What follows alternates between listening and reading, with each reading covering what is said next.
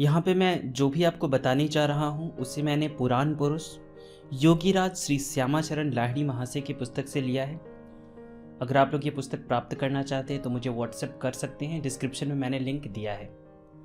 और पुस्तक का जो भी अंश मैं आप लोगों को इस वीडियो में बता रहा हूँ, मैंने पहले प्रकाशन से परमिशन लिया है, उसके बाद ही मैं ये बातें आप लोगों को बता रहा हूँ।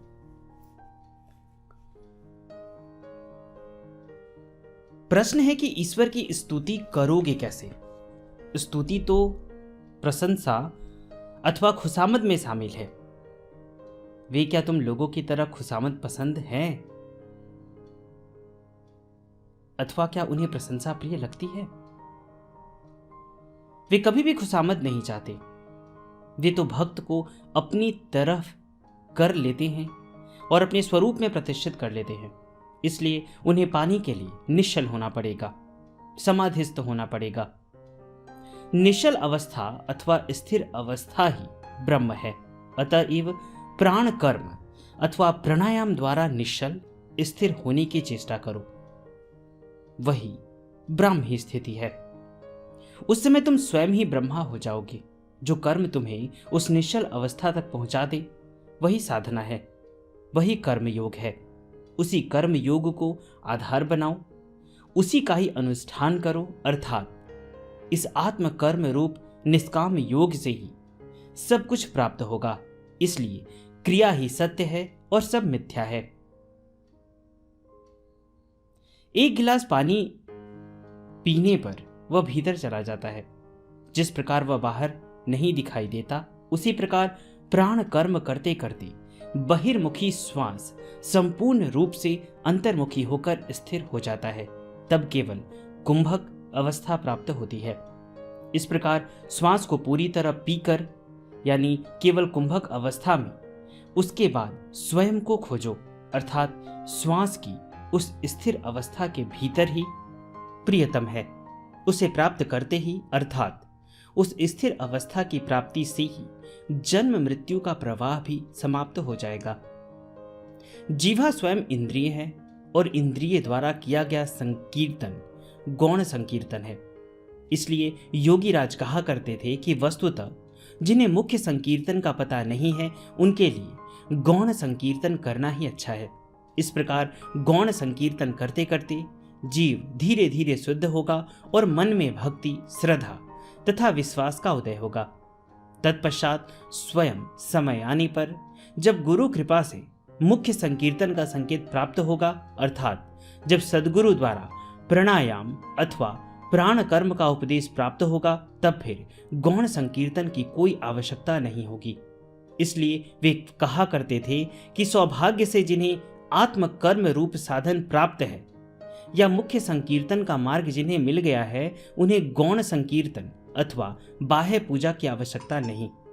वे उस समय देह के भीतर ही सब कुछ देखते हैं और सब कुछ की जानकारी प्राप्त कर लेते हैं। ज्ञान संकरी तंत्र की उक्ति है, सारी विद्याएं, समस्त देवता और सारे तीर्थ इस देह में वर्तमान हैं, जिसे गुरु की शिक्षा द्वारा 60 चक्रों के माध्यम से जानना पड़ता है। इड़ा, पिंगला एवं सुषुम्ना, यही त्रिपाद अथवा 3 पद है। इस देह के भीतर ही स्वर्ग, मर्त्य और पाताल रूपी त्रिलोक या त्रिभुवन स्थित है। नाभि के नीचे पाताल, नाभि से कंठ तक मर्त्य एवं कंठ से ऊपर स्वर्ग लोक की अवस्थिति है। विश्व ब्रह्मांड में जो कुछ भी है सब देह के भीतर है। साकार वस्तु नाशवान है, किंतु निराकार का विनाश नहीं होता। निराकार मन में शुद्ध ब्रह्म ज्ञान की प्राप्ति होती है। इसलिए साकार को अस्थायी जानकर हर प्रकार से उसका परित्याग करना चाहिए।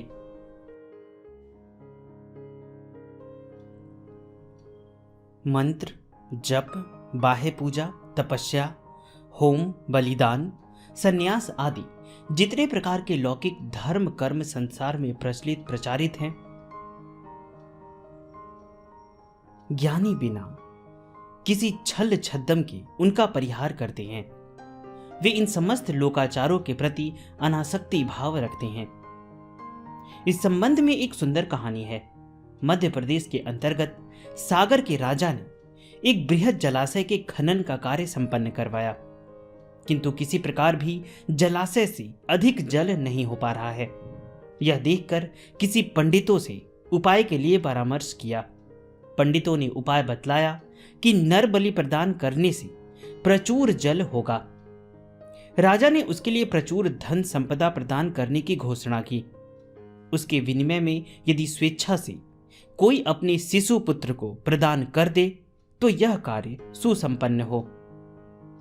यह घोषणा सुनकर एक गरीब ब्राह्मण ने सोचा कि उसके अनेक पुत्र हैं। धीरे धीरे आहार के बिना सभी के मरने की अपेक्षा यदि एक पुत्र को दान करके प्रचुर धन संपदा प्राप्त कर ले तो उससे परिवार के और सभी सदस्यों की जीवन रक्षा हो जाएगी। इसलिए उसने एक शिशु पुत्र को राजा के निकट अर्पण कर दिया। राजा उस नन्हे बच्चे को लेकर जलाशय के पास बलि देने के लिए प्रस्तुत हुए तो उन्होंने बच्चे से पूछा, बेटे, तुम्हारी अंतिम इच्छा क्या है? बच्चे ने कहा, मेरी कोई इच्छा नहीं, होने से भी आपको बताने से कोई लाभ नहीं। राजा ने कहा, मैं राजा हूं, यदि तुम्हारी कोई अंतिम इच्छा हो तो बता सकते हो, मैं पूरी करूंगा।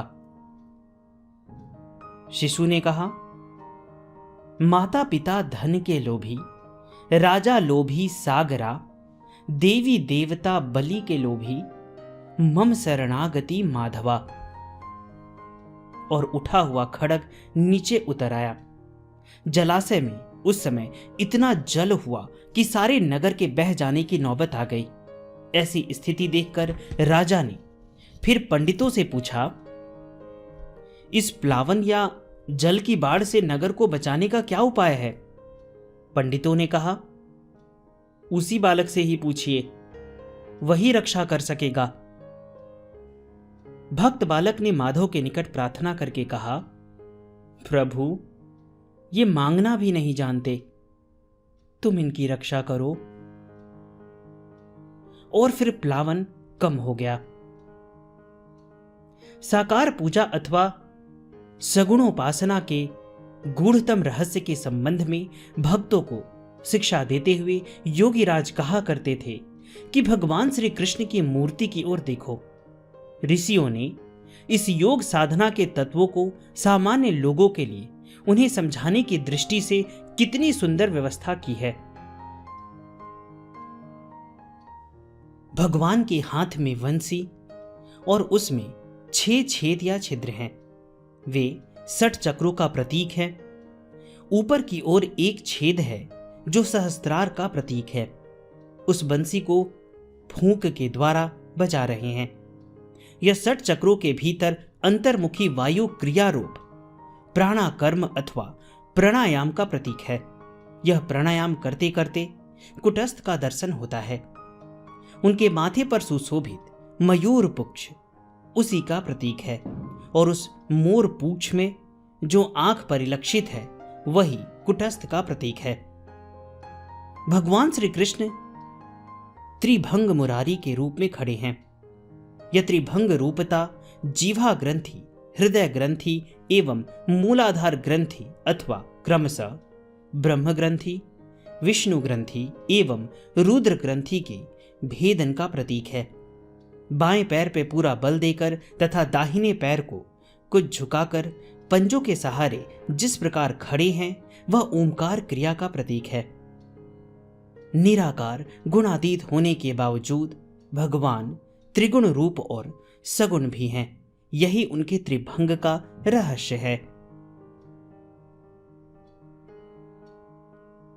योगीराज की इस पुस्तक में बहुत सारी ऐसी ही बातें दी गई हैं और इस पुस्तक को लिखा गया है, जैसा कि मैंने एक वीडियो पहले भी बनाया है कि लाहिड़ी महाशय ने करीबन 26 डायरियां लिखी हैं। तो उसी के आधार पे वो डायरी तो आम लोगों के लिए वो अवेलेबल नहीं है। आम लोग क्या मतलब उनके जो पोते हैं उनके अलावा कोई उस डायरी को टच तक नहीं कर सकता है। तो ये उनके संरक्षण में ही है। लाहिड़ी महाशय के डायरी से ही करीबन 2 से 3 पुस्तकें लिखी गई हैं। तो अगर आप लोग प्राप्त करना चाहते हैं तो आप हमें व्हाट्सएप कर सकते हैं। मैंने डिस्क्रिप्शन में अपना व्हाट्सएप नंबर भी दिया है, हम आपको उपलब्ध करा देंगे। और ये निःशुल्क नहीं है, मैं क्षमा चाहता हूँ, पेपर बुक है, पीडीएफ अवेलेबल नहीं है और ये निःशुल्क नहीं है। बहुत सारे लोग जब भी मैं पुस्तकों के बारे में बोलूँगा तो डायरेक्ट मुझे मैसेज करते हैं कि ये बुक मुझे दे दीजिए, मुझे पीडीएफ दे दीजिए। तो पीडीएफ अवेलेबल नहीं है, पेपर बुक है। और जो भी इसका मूल्य है, आप अगर प्राप्त करना चाहते हैं तो आप मुझे व्हाट्सएप कीजिएगा, मैं आपको बता दूंगा। नहीं तो अमेजन वगैरह से भी आप प्राप्त कर सकते हैं। पुस्तक का नाम है पुराण पुरुष, योगीराज श्री श्यामाचरण लाहिड़ी।